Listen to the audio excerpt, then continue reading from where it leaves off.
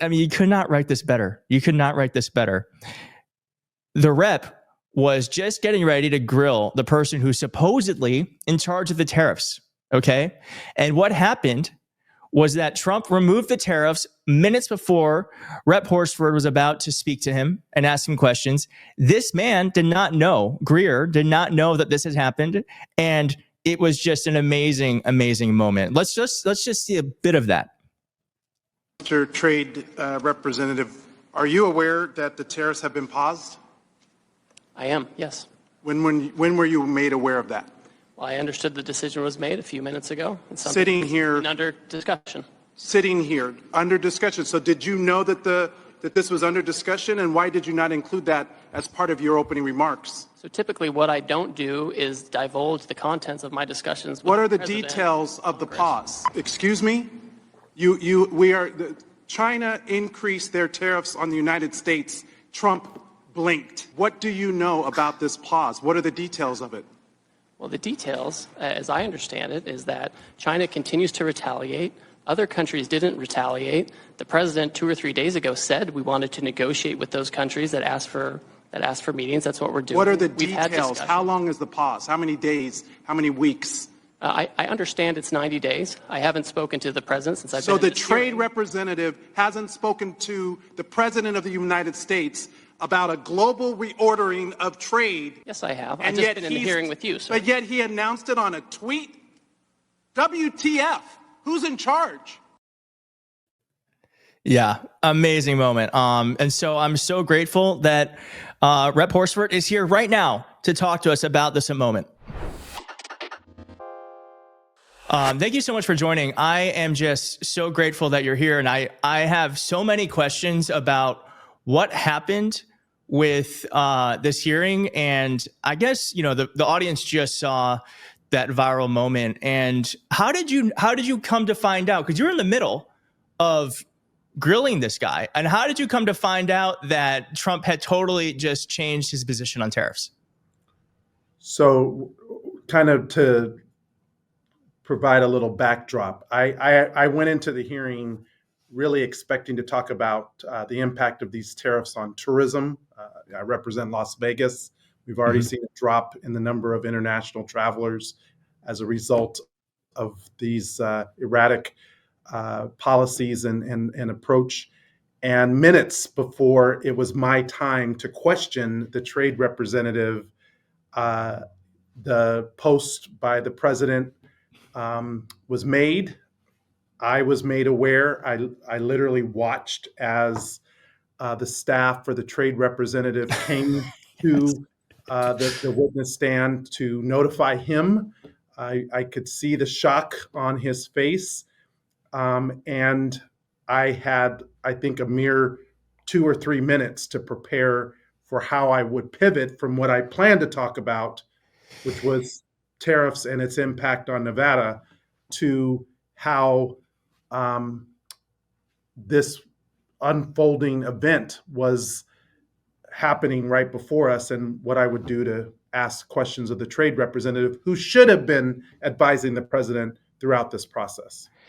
I guess when I heard about this and I knew you were going to come on the show, the thing I wanted to know immediately is like, what is going through your mind for those 2 minutes when you realize, all right, we've got this guy because he's straight up lying to us for the past 2 hours. Like you have him red-handed, and what is going through your head during those 2 minutes before you're about to like lay into him?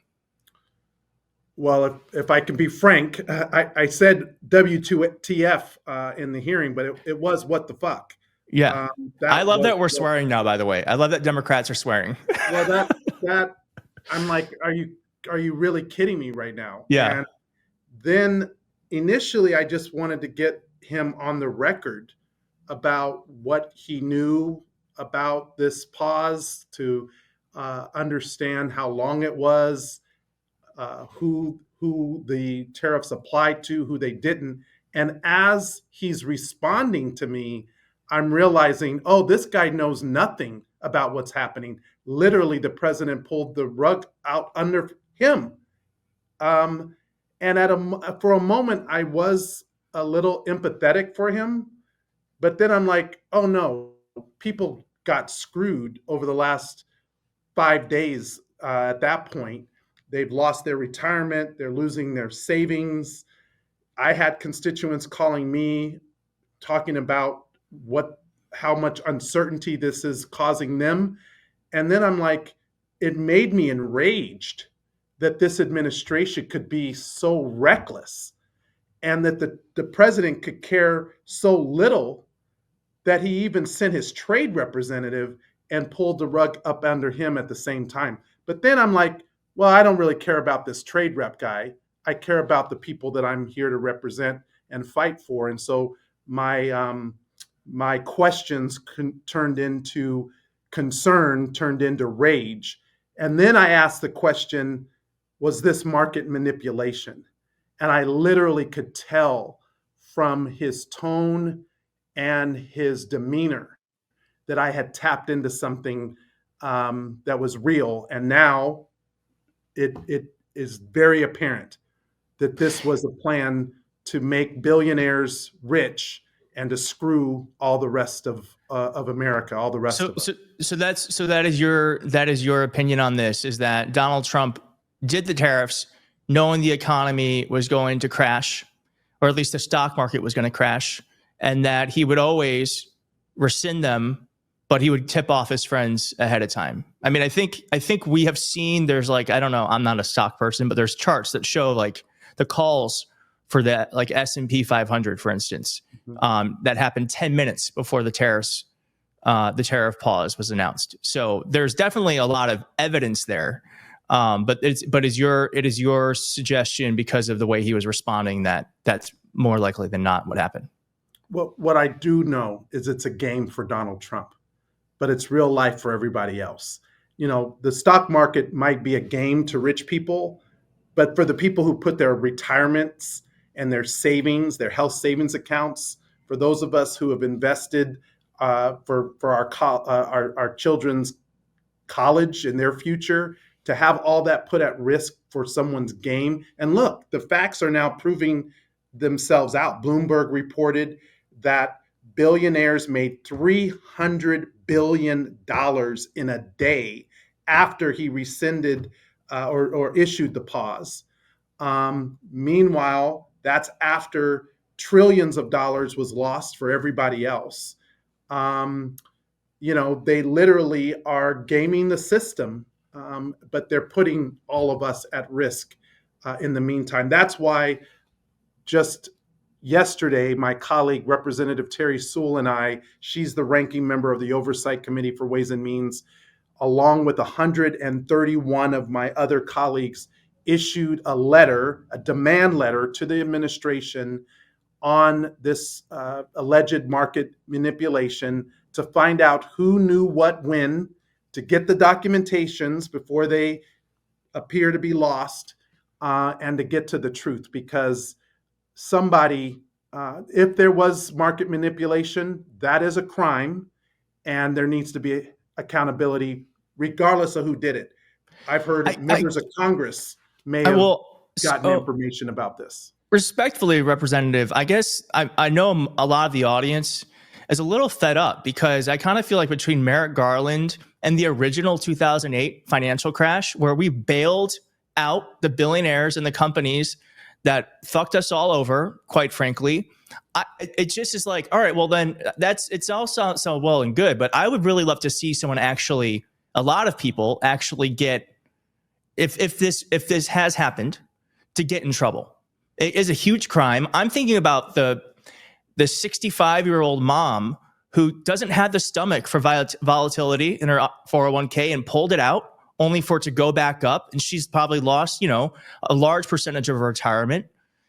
Meanwhile, billionaires are the ones who are making gains from this. And so it sounds all well and good that we want to prosecute, but like how? Because Merrick Garland had everything he possibly could have had to go after Donald Trump, and he chose not to. So do you think it's like 2028, we have to just nominate a president who's like, listen, we are going to get these crooks immediately when I get into office? Or is there something we can do beforehand? We have to do something beforehand. I get the long game, and 2028 is absolutely the long game. But in the immediacy, you cannot let people get away with committing crimes in the broad daylight. I mean, literally, he posted at 9:37 a.m.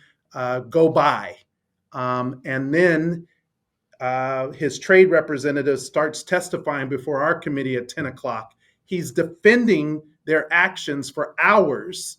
And then in the middle of that, they come out and say there's a pause. Now, the pause is not actually a pause on all the tariffs. There's still actually a lot of tariffs that are being imposed. But the bottom line, as you said, is people are fed up. The system is broken. It's not working for us, but it's working for billionaires just fine.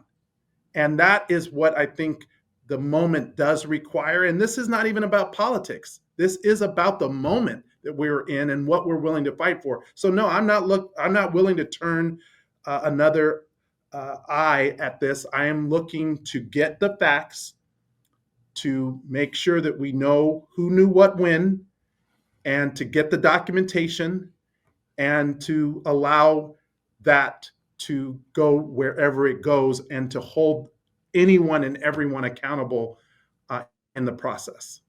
Well, the silver lining is these are not sophisticated people. So I am sure if they committed crimes, they did it in places where we can find it very easily. I mean, these are folks who are making war plans on Signal. So I do not doubt that if you go looking, you're going to find a wealth of evidence. So I just got to say, I'm just. Top of it, it's also on top of, this is at the very same time, Keith, that they advanced the budget plan, which I call the Screw America bill, to also give more tax cuts to billionaires, not permanent tax cuts to moms and dads, not to small businesses. That's not who they're giving tax cuts to. So yes, they do have a coordinated strategy, and I believe these tariffs were a part of it. It's part of what I was trying to get on the record, and why I became a bit enraged at the moment about it, because I started to see, oh, this is also part of the master plan. And it's a part of market manipulation is about stoking the markets, but stoking it for who? Stoking it for Donald Trump and his billionaire friends at the expense of all of us. And now they're going to advance a budget that further screws America, that cuts taxes permanently for billionaires and big corporations, but then cuts healthcare, cuts nutrition programs, cuts housing for people here in Nevada and across the country. Like, that's the shit that really has me bothered, and why it is imperative that we speak up, that we use our voice, that people organize, that we hold everyone accountable on both sides of the aisle, and that we don't turn a blind eye, whether it's Donald Trump or members of Congress. Well, I will speak for everyone when I'm saying I'm grateful we have fighters like you on our side, because we need them. Keep swearing, keep getting loud. We need as much righteous indignation as possible. So thanks for joining, and I hope you'll come on again. Thank you for having me. Appreciate it.